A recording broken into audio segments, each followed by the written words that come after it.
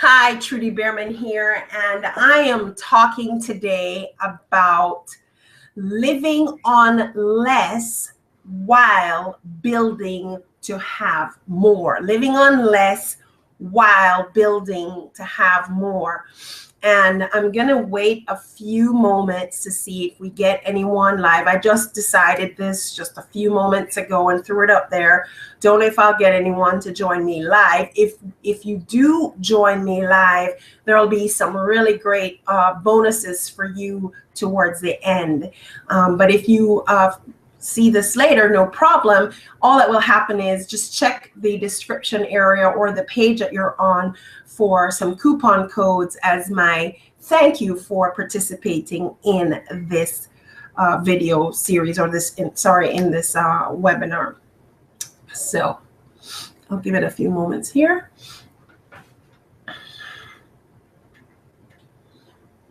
Now, if you happen to be watching via Google Hangout, I just want to let you know that I'm actually only going to monitor comments from my my actual website page. Now, however you found this, there will be a link to that in the description area, so you need to check for that. If you're on my Facebook page and watching this, same thing. There is a link over to my website page, and let's see here. I want to make sure. I will be checking that area from time to time throughout this event for any comments. So if I come off screen for a moment, that will be why. I just happen to be popping over to the website page to see if there are any comments there. And I hope you do join me. But if not, hey, no problem. This content will remain out there for you to participate in at a time that is convenient for you. So once again, today's topic is living on less while building to have more. So if you have lost a job, or this is for you life post the recession, or you just went through a divorce, whatever, if for whatever reason you are making less than you used to, and you're working to build back up to your next level, then this show is for you. Okay, and I do see that I have some viewers on. Thank you very much. Again, if you're watching on the Google Hangout page, fantastic. However, if you do want to leave a comment or interact here, or for me to know who you are so you can get the bonuses that I will share later, then you need to comment on my website page. Now, there should be a link in the description area, but just in case, for whatever reason, go over to trudybehrman.com. That's Trudy with a Y, beer like the one you drink, TRUDYBEERMAN, Trudy Behrman, and in the search box put live event, and the page should come up for you.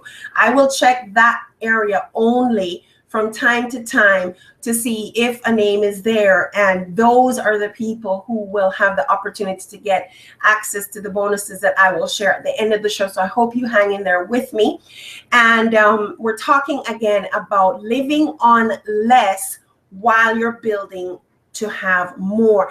There are lots of reasons why we can end up with having less. Life happens.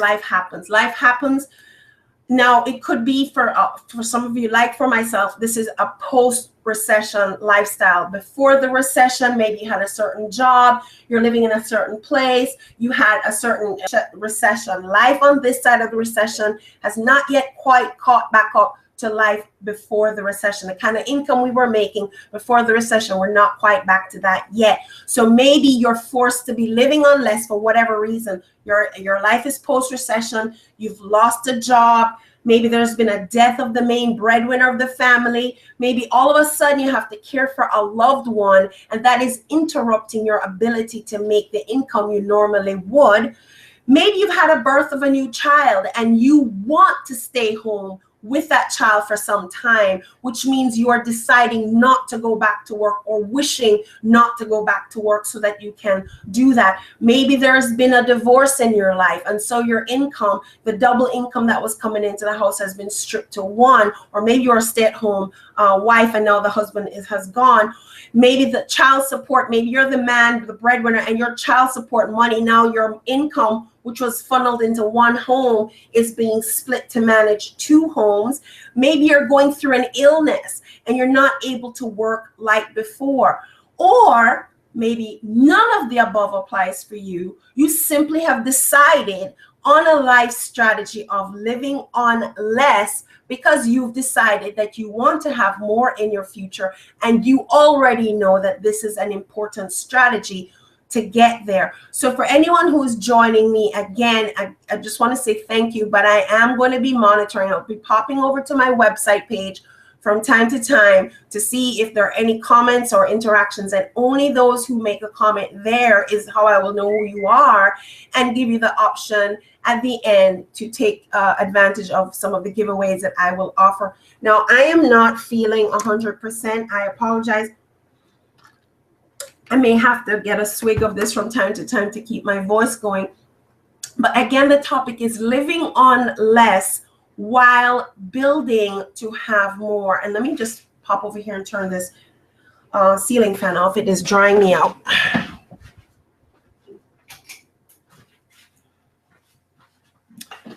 Okay, so Trudy Barron here. All right, life happens. So if whatever is the reason why all of a sudden you have less that you're living on, and you know that you want to have more, this where you are is not okay for you. It's not okay for you. You do want to have more. Then you are in the right place. You are in the right place, because I can tell you that is my MO right now. That is my MO. That is all that I'm about. Profitable Stewardship Inc. is my business, and trust me, whatever I put my hand to, it is my plan to make it a profitable adventure. So, and that is important because I definitely want to have more than we have right now, and I certainly want to surpass what we used to have. So the reason why I said if you're living on less is because there is an income that you've had in the past that at some point in your life was your minimum lifestyle. You had made this amount of money. You moved your lifestyle up to match that income. So if you whatever is the highest income that you've ever had, or as a cumulative pot with you and your partner, husband, whatever, you or roommates, whatever, you now had a lifestyle income you could afford because of the money that was coming in, whatever that number was in the past, you had built up a lifestyle at that income, and now you're living on less. So that is the actually the premise for this here. Now, it will still work if you're just starting out and you just have the mindset to just build to have more. So you have an income now and you want to have more. This, all that I talk about will still work. But I'm coming into this with the conversation that you started with a number and now you're at less than that number. So that highest income that you've had before is something that was possible for you. You've had it in the past. If you've had it in the past, it is a number that is doable for you. You are already resonating at that number as your minimum. Now, this is an important number, a very, very important number, and I'll get into that a little bit more later. But I want you to consider for right now expanding that number maybe by 10. Here's the reason why. A lot of us have a glass ceiling and we don't even know that we have it. I promise you, you may not even know that you have it. I invite you to play the prosperity game, which is over on my website. Again, hard to give all these websites out. So just go back to trudyberman.com, type in prosperity game, and it will come up. It's free to play. And you will, if you play that game, you will find that number where your glass ceiling is. I surely did. And it's a number that is important because if you don't know what that number is, you will hit that number and reach that point that for whatever reason you just cannot break through, And no matter what you do in life, even if you manage to make more, you will kill it. You will spend it. You will crush it. And you will be right back to where you were before if you don't know what that glass ceiling number is. But if you've earned an amount before, then it means that that was at least a minimum that you're familiar with.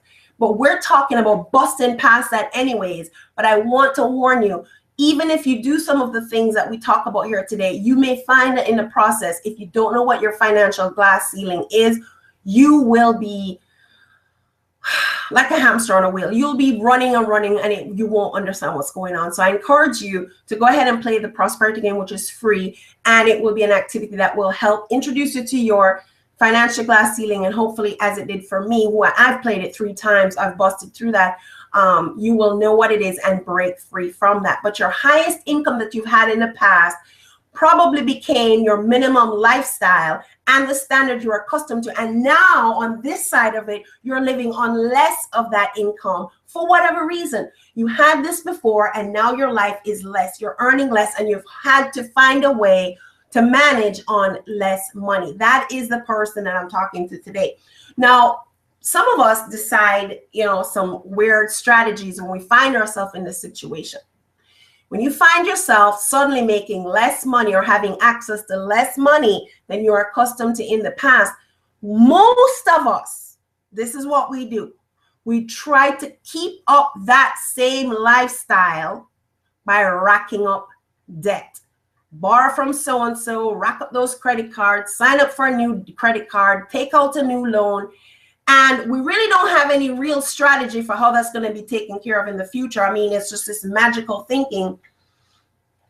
But what we do is we don't have the mindset to immediately adjust. We want to maintain this lifestyle, and we just keep scrounging around to find whatever money, however way, at whoever is going to lend it to us to keep this appearance of maintaining this lifestyle. We already know that creates a bigger problem and a catch-22. So that is not a strategy that is going to work. If that's what you're doing, I know that a lot of you are doing it. It needs to stop. If you have any intention of moving forward in life, spending more than you earn, spending more than you can ever possibly pay back will never take you out of the situation that you're in. Truly living on less is an important strategy. Now, I am not like one of those gurus that insist on living on less at the cost of a quality of life experience. And there's some of them out there that just tell you, sell the car, sell the house, scale down, live down. And their only goal is for you to live less. Living on less is an important strategy towards wealth. It absolutely is. However, it is a strategy. It's not a lifestyle. It's certainly not one that I encourage. I never want to live less than I want to live. So this is not a conversation about living less than you want to live. This is a conversation about living the way you want to live on less than your income. So whatever that income is, the only way for you to have wealth is for you to be spending less. Even if you are a multimillionaire, the only way you will truly have a positive net worth is if you are spending less than you make. Because having access to money and spending all that you make, you may have the grand lifestyle, but tomorrow if there's an emergency, you are right back like everybody else. This is not about having access to money so that you can splurge and have this lifestyle, but have zero net worth or have a negative net worth. No, we always need to live on less, but I'm not, let me just say it again, not promoting or encouraging that your lifestyle is less than you desire. It's just that you need to make that kind of income, that the lifestyle that you desire, the lifestyle that is okay for you, the lifestyle that you're willing to deal with, which is not something of depriving and constantly doing without and having this stress. That's not what, but it is a strategy for the short term. Sometimes we need to do that for the short term. But even when we can move our lifestyle up to where we want it to be, you still need to live on less. It's the only way to have a positive net worth. So for those of you who are trying to rack up debt rack up debt so that you can live the lifestyle that you're already living. You know that's a catch-22 and you're adding to the bigger problem. That strategy needs to be done with and over with. Let's move on. Another thing that happens when we find ourselves having less money is that all of a sudden sometimes we lose stuff, like we're kicked out of the home we lived in a certain neighborhood, or suddenly the car is repossessed. And apart from the loss of that thing, there is a sting and embarrassment of that. So a lot of us sometimes as a strategy spend a lot of time and energy faking it, pretending that's not happening, keeping up the appearances that everything is okay. That's also a strategy you need to ditch, because until you acknowledge where you are, it's like the Alcoholics Anonymous and the drugs, the people who are trying to get out of drugs, AAA, AAA, whatever. You need to acknowledge. Awareness of where you are is the beginning of taking corrective action. Let me say that again. Awareness of where you are and then being truthful to yourself about that is the beginning of taking corrective action. A lot of people don't even want to see their credit card statement, don't even open it when it comes in. They don't want, because they already know, but they don't want to know. That has to stop. That strategy will also not take you out of where you are and certainly not help you move to where you want to be. Another thing that happens when we suddenly find ourselves with less money and no strategy for fixing that is we have a lot of fights with our partners. Sometimes it's just strictly due to the stress that comes up with not having the money, or somebody's not on the page accepting and understanding that they can no longer maintain the lifestyle or the expectation of the lifestyle. So the fights happen and escalate. Another horrible thing that comes when we don't have the money that we used to have to meet the lifestyle that everybody's gotten accustomed to is that all of a sudden we have to tell our kids no. We have to tell our kids no for things that we desperately want to say yes to. That is probably for me the most heartbreaking part of this entire experience, when we move from a certain lifestyle pre the recession to post the recession. Because when you get accustomed to a certain lifestyle, guys, and your kids get accustomed to certain things, it is so hard to look them in the eye and say no. Now, sometimes we do need to say no. And sometimes a lot of us have been, just supporting a spending habit, to substitute for or being there, or all kinds of things. And it's not a conversation I want to get into. I'm just saying that there's some things you truly want to give them that all of a sudden you have to say no to. You know what? Another one is losing out on great opportunities because you just don't have the money. Sometimes, gosh, that was a great deal. I wish I could. I really, really want to. There's just no way for you to do that. So I'm really wanting to, I'm probably preaching to the converted. You already know this. Living on less than you used to have sucks. There's just no fun in that. There's just no freaking fun there. And I have another video series called Life Beyond Zero. Some people live on the negative side of zero. And if you get your debt management under control and you finally find a way to get your debts under control, you might end up with a life at zero where money in equals money out. That's still no fun. Where we're looking for is a life beyond zero, on the plus side of zero. We want to live on the plus side of zero. At every situation, even if you're a multimillionaire, for you to have a positive net worth, you must still live on less than you make. But I don't want, even for me, to live less than I want to live. So what does that really mean? It means we have to focus on the income. Okay, it's all fine and well to focus on getting the debt under control, but that does not help us expand the income. And trust me, if you have more money, not only will debt crushing be much easier, but wealth will also be, easier to have, and living that lifestyle that you want to have is definitely going to be more doable. So as I said, I will be giving away some goodies at the end for those who hang out. So I really hope you'll stay with me. So I'll announce what those giveaways are, but I'll tell you this much. The gifts will run from $20 in price to up to $297 in price point as to where they are right now. I will announce these at the end. I need to know who you are. So you need to be over at my website, trudybehrman.com. Leave a comment in the live events page. So go to the search box, type in live events, put a comment there that I know you watched this particular episode, and I will pop over there. And if you are on at the end, I will give you the opportunity to pick your gift. If you're not on and you're listening to this later, no problem. I will still put coupon codes as my thank you for participating in this particular video. All right, so I hope you'll hang with me as I get to that place. So even if you end up choosing to live on less voluntarily, because, you know, some of us are forced to, but some of us are smart enough that we know we should.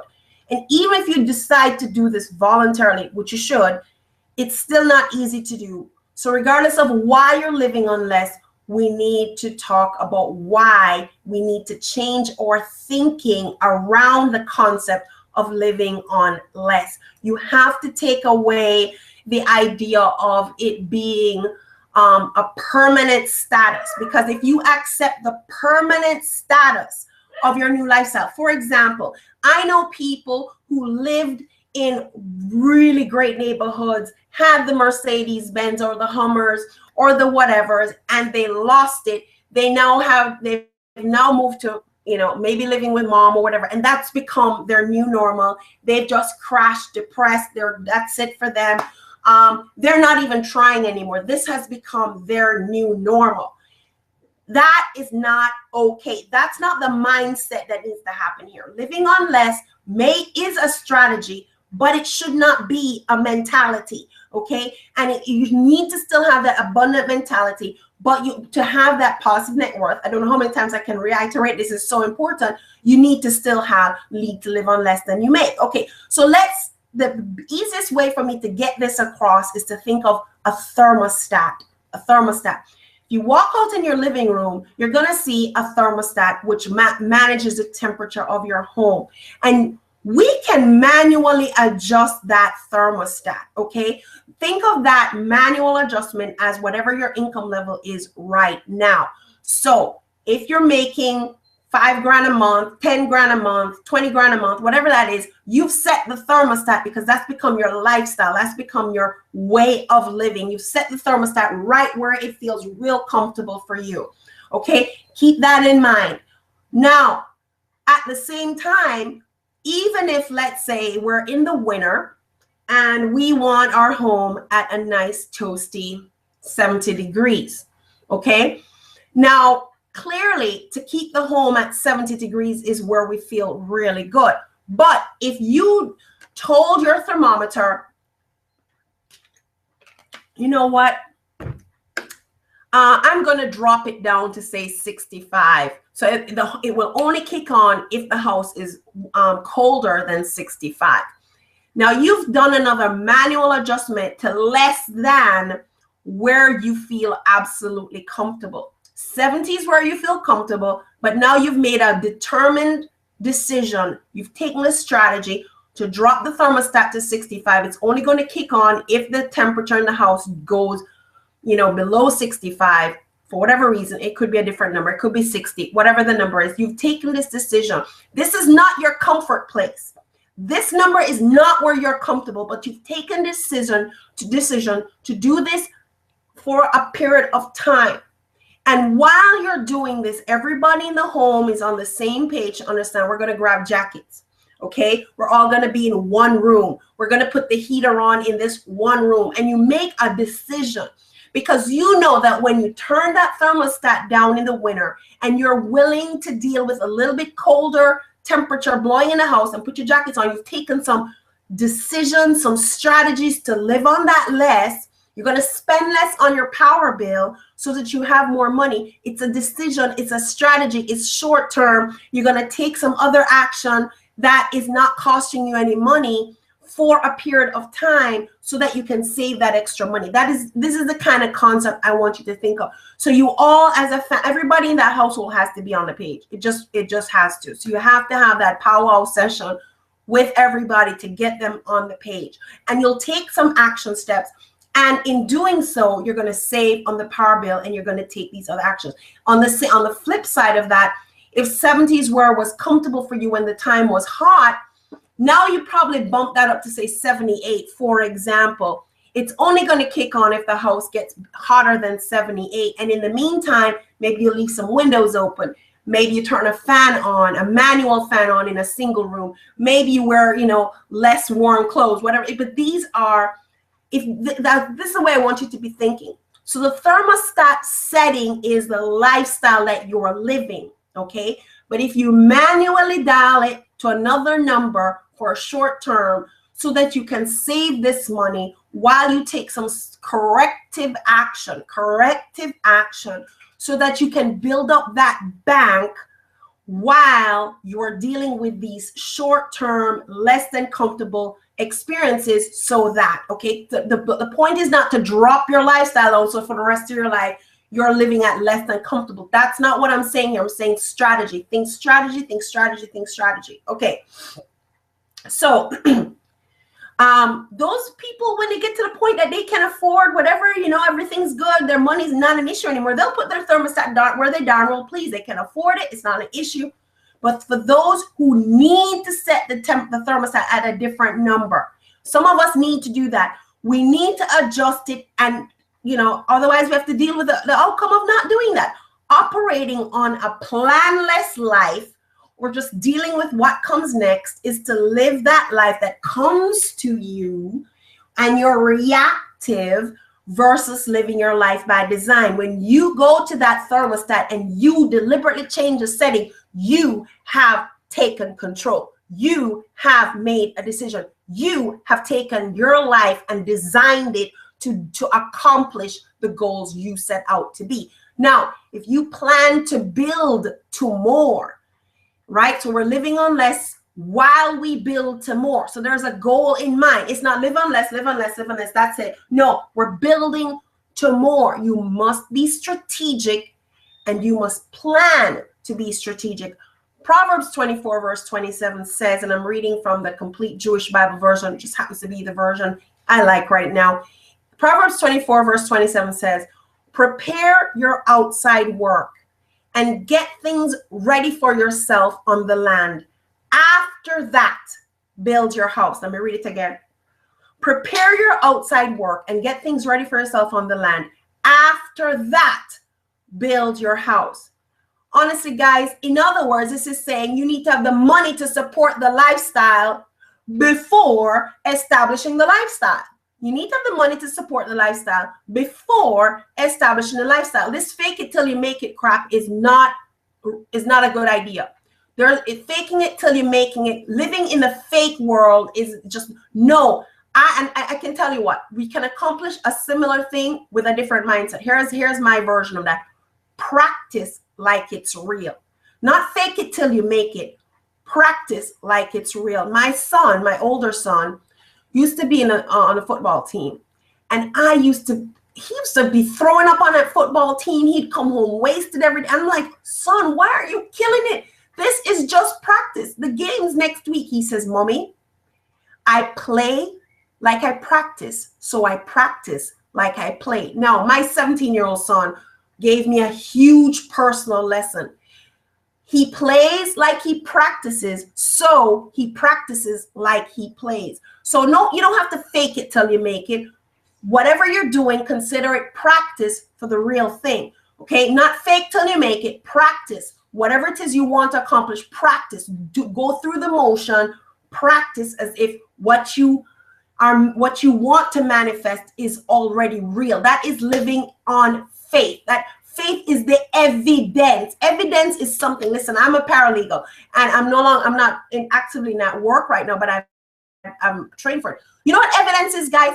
A crime has happened. We weren't there for the crime, but we go back and there are fingerprints, blood drips, semen samples, whatever. There's tangible something to say this event occurred. Faith is the evidence of things not seen. So whatever it is you are hoping for in the future, you need to have that faith, because that faith is going to be your rock solid, tangible evidence that what you project is already there. The Bible already has an end written. The Bible already has an end written. How can the end be written before it has happened? Because it has already happened. We're just going through the motion of time to see it. Okay?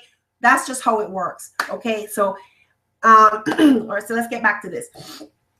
So another thing you need to do is to step back and reevaluate. So before you get the garage sale going, okay, and get rid of all the trappings of your life, which you may never be able to replace, you need to start thinking about priorities. There are some things that you have that you truly don't need.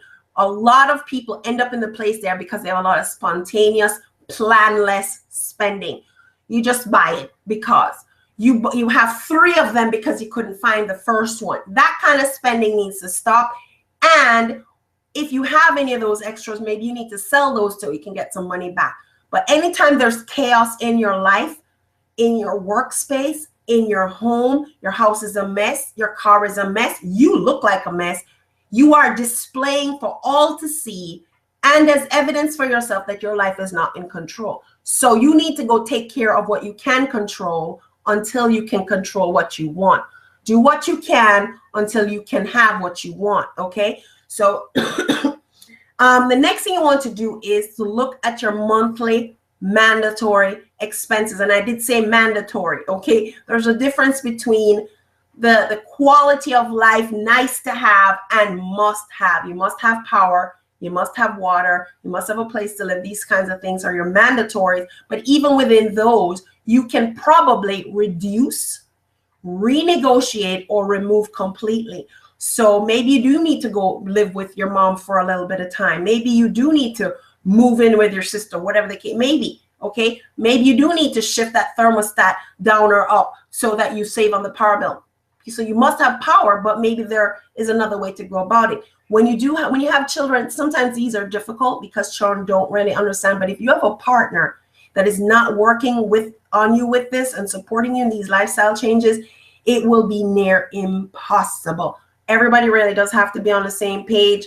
There's a way to creatively help children get involved, but you really need to have that family power. If you're not single, you need to have that family powwow session and let everybody understand where you are. But again, I want to reiterate, these are short-term strategies that you're implementing with a view to expand your income rapidly so that you can actually afford the lifestyle you want. But you know, even if you get rich and you spend everything you make, then you're still going to be back to square one, because again, millionaires still have to live on less than they make in order to truly be rich and have a positive net worth. There is a difference in skill set between making money and keeping money. It's completely 2 different skill sets. Some people know how to make money and don't know how to keep it. They'll always be broke. And there's some people who know how to keep money even though they're not so great at making it. These people will have savings. They'll have access to money even though their access to money, the amount of money they have is very small. But there are 2 different skill sets, making money and keeping money. But if you can learn to do both, that's where you need to be. And that's what we teach over here. Okay, not just to make money, but you also need to learn how to keep it. So having access to money and having a positive net worth are also 2 different things. There's some people that black card and they can, you know, buy a house on their credit card. Yes, there are people like that. But again, if you're constantly, and I can tell you, there are wealth strategies that are taught by the world. I used to be one of them because with my background in finances, there will be financial strategies that suggest it is a good thing to keep a mortgage. It is a good thing to keep a debt because of leverage and because of way the taxes are, that you can write certain things off. I can tell you, me personally, this is just me. Romans 13:8 says, "Oh no man any debt but love." So I personally, and us as a family, we're working to kill our biggest expense. We already got rid of the consumer debt, but now we're working on the mortgage. We have to really be grateful to the Lord. Of course, we were upside down on the house we're in, but we have to really, truly thank the Lord that despite the disgusting upside down mortgage, we've got this thing under control. Not only, like for example, last year, not only did we make our normal monthly mortgage commitment, but with the help of the Lord, we took down an additional 50 grand off the premium. Now we just have less than 80 grand to go. And it's the family's goal, with the help of the Lord, that actually gets crushed. Hopefully all of it by the end of 2016. Why? Even though there's some financial strategies that suggest it's good to have a mortgage, and we won't go into those, there are tax strategies that are beneficial when you have debt. I'm going to tell you, life happens, okay? Life happens. And I can tell you, if my husband were to go and I got stuck with this house, even if our life insurance could pay it off, I would not be in a better position. But I can tell you, when you get rid of your debt without even increasing your income, you immediately have more money for that lifestyle. So it is our personal goal, regardless of what the world teaches, because I no longer use the strategies of the world for how we run our money.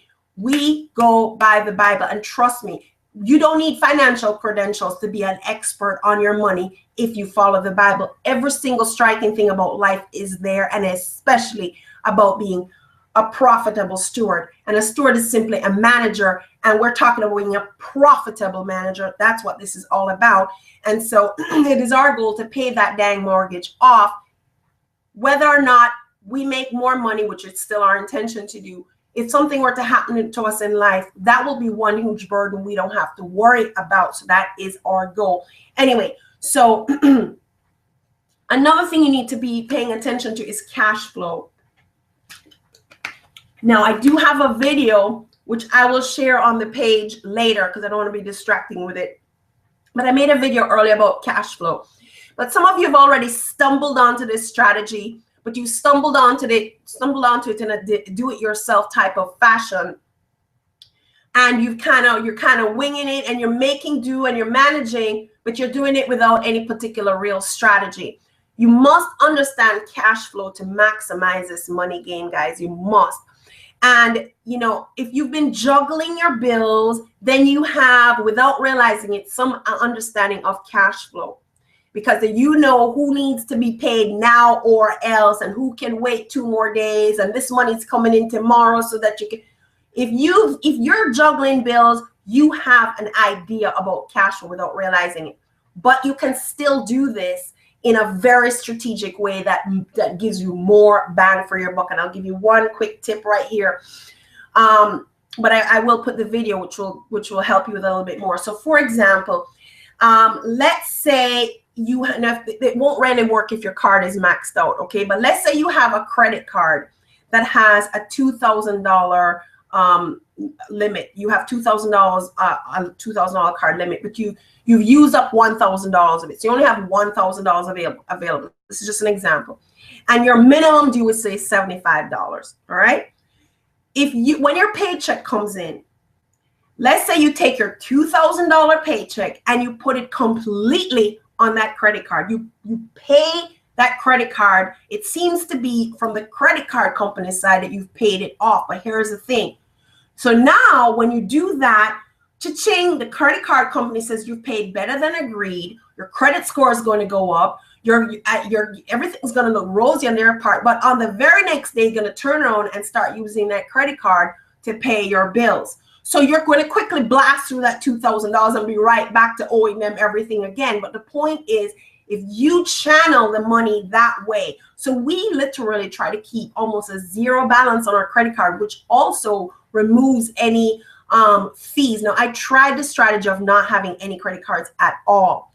That does not work, okay? It does not work because the way life is today is things have to be paid online and all that, and you really want to have access. You want to go to a hotel, whatever, you need to have a credit card. But if you use it strategically, then you will find that this is a great, great thing. So you pay the entire balance off, cha-ching, it looks great to the credit card company, paid better than agreed, and you turn back around and use that card and all that money to pay your bills. So you get double the bang for your buck. But I will put a video up that will give you a case scenario and show you kind of how this cash flow thing on purpose works. So like I said, debt management is a necessary strategy for reducing or even eliminating debt, which will immediately free up more money from your current income to add to your lifestyle. But it really does not, debt management is not a wealth building strategy. What debt management brings you to where money in equals money out, or brings you to having zero debt and you have your income available for your lifestyle. That's great, but it's not an income expanding strategy. Debt management is debt management. Income expansion is a whole nother ball game. And if you want to just stay where you are, you still have a problem, because inflation is continuing. Inflation is continuing. It will continue. So whatever money you have now will do less and less and less for you over time. So you really do need to focus on expanding your income. And again, I'm not one to encourage someone to continue to punch a clock or take on another boss or excessive, massive overtime to get this extra income, because this also strips you of another vital lifestyle component, and that is relationship time. So if you're spending a lot of time on making this money, you might strip away your relationships. And if you have money but no one to enjoy it with because you've damaged all your relationships, that's also not a good idea. But remember, we're talking strategy here. When you hustle hard for an agreed window of time, this is a completely different issue. So for example, I've done many 90-day strategies, 90-day income blowout strategies. You declare with your family a 90-day window where they know during that time you're going to hustle hard. They may see you for an hour, maybe at meal times during the day, maybe 2 hours per day on a weekend day. But for the most part, they're not to disturb you. You are hustling. You're hunkering down. You're doing what you need to do to make more money. But it's a concentrated effort for a window of time. Here's what that does. It gives you a focus, and it also lets them know that this is not your new normal. Because if they don't see you and this is your new normal day after day after day, and you're constantly absent from their life, you will lose them. But if they know there's an end date, that you're doing this hustle, this grind, this hard grind for 90 days, they will hang in there with you because this day will end, okay? Then they can handle it much better. But another thing you can do is ramp up that hobby into a true income earner. I know so many people who have great income earners sitting in their garages, okay? They tinker with that, they fuss with that, they do a little this and they do a little that. Great, they cook here and you bring stuff over to the family. Hey, you should be probably catering. There's so many things that people make websites for fun. No, you can make an income out of it. There's so many things that people are doing as a hobby that they need to rank up to be true income potential. You need to look for ways for your money to work for you. For example, as a family, we do tax lien investing. Just as an example, after you've done the work to research a property, this is basically a set it and forget it income stream. Okay, and even with the in profitable stewardship in Matthew 25, that parable of the talents, the one who had the one talent that buried it, the master says you should have at least put that money in the bank. Now, what basically the Bible is saying is you don't even necessarily have to put sweat and tears into the job. You just need to make your money work for you. Because if you take that idea of if you put the money in the bank and it makes interest, that's basically saying at the very least you should put your money to work for you, even if you're not going to go out to work. So whatever it is, we need to be profitable with what is in our hand. Whatever you got in your hands to do, you need to manage it to a profitable status. Maybe as the holidays or birthdays and other gift-giving times come around, you give more thoughtful gifts. And you'd be surprised if you think about those gifts. Spending more money is not necessarily the only way to give a memorable gift that is truly appreciated. Maybe you need to do more priority spending rather than impromptu spending. Okay, I do a lot of leverage things. Guys, I can tell you, if you buy one badass, gorgeous, good pair of shoes, okay, and you step out and you may pay $100, $200 for that shoes, it beats buying 20 pairs at $20, okay? And every time you put it on, you look good, you make a statement, it holds up because it's well made, and so when you priority spend versus impromptu spend and spending without a plan, or you save for that good one thing, it's going to take you further. You're going to feel better about the expense. There's so many regret purchases. We need to cut those out. You need to have a spending plan. Notice I didn't say a budget. I hate budgets. For me are nasty things because they reinforce living in that negative less than space. It's kind of like a controlling thing. But a spending plan indicates you are in control of your money. You are directing the distribution of your income. So you do need to have a spending plan. I hate the word budget. and go with a spending plan. Be in control of the direction and distribution of your money. But if you don't have a spending plan, what will happen is you'll blow the power bill money at the club because the money's still in your pocket, and then you're in a situation where you either can't pay the bill or you're doing a lot of overdraft and penalty fees because you still have to pay the power bill. So you must, the whole point of this, guys, and I'm wrapping up now, you must live on less. No matter how much money you make, even if you're wealthy, the only way you will have that positive net worth, the only way you'll have money in the bank is where your lifestyle is less than the income you make. But I'm not promoting that you live less than you want to live. I'm promoting you live the life you want to live, but you need to probably expand that income. So if for a short period of time, you need to contract your lifestyle with a view, a strategy to building out that income in the process, so you're living on less while you're building to more, that is the way to go, okay? That is a true and a strategy that makes absolute sense. So for those of you here today, I'm going to pop over to my website, and let's see, maybe off screen for a moment here. Let's see if I can, well, I don't really see. Let me refresh the page. Again, I do see that there are viewers on the YouTube page. If you're not on my website, I will not really know who you are. Or if you do leave a comment on the YouTube page, that will work as well. And then I will give you access. Let me tell you what you're going to get. I will give you the choice for a free thing of anything that I have going on. I've written several books, and you will have the option of picking any one of the books, and I will autograph it and mail it to you. So all you have to do is give me your mailing address if you choose a book. You can go on Amazon.com and research my name, Trudy Bierman, and the various books will come up. And I'm writing more, guys. Right now we're working on another one. Okay, so I'm not seeing anything here, but I'll also check YouTube in a little bit. So let me go back to the Hangout picture here. Yeah, so if you get to pick one of those for free of cost, or you can go to debtfreewealthacademy.com, Debt Free Wealth Academy. I have some workshops there already in existence. One of them is a $297 price point.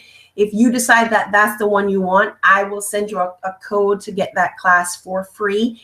And I do have masterminds, and those go for upwards of $900 and stuff, but that price point is something else we can talk about another time. But if you want that, I will put first, but you have to indicate that you are on this webinar. And I tell you what, I will even extend that offer for today is November. I'm not going to put it, well, I don't want to put a date. I like this to be evergreen. So if I see you comment on this, I will make a judgment call and maybe still offer it to you. But I definitely will put coupon codes here in the description area on all the pages that this video appeared on. So if you're listening to it later, you can still participate at that level as my thank you for spending the time with me listening to this. And I hope that this has been of some value to you, living on less while you build to more. If that's the case, can I ask that you like, comment, share, subscribe to my channel. Trudy Bierman here. I'm the host of Debt Free Wealth Radio. That's debtfreewealthradio.com, and CEO of Profitable Stewardship Inc. Because, guys, prosperity is not entitled, but it is within reach. Trudy Bierman here saying thank you all, and I'm going to be out for now. And again, check the description area for coupon codes, and I'll reach out to those of you who comment here. No matter when you do, I will respond to you. I promise. If you comment on any of the pages, I will absolutely comment and interact with you. And it's easy. I'm super simple to find at trudybierman.com. Phone numbers, everything are there for you. And I do look forward to connecting with you.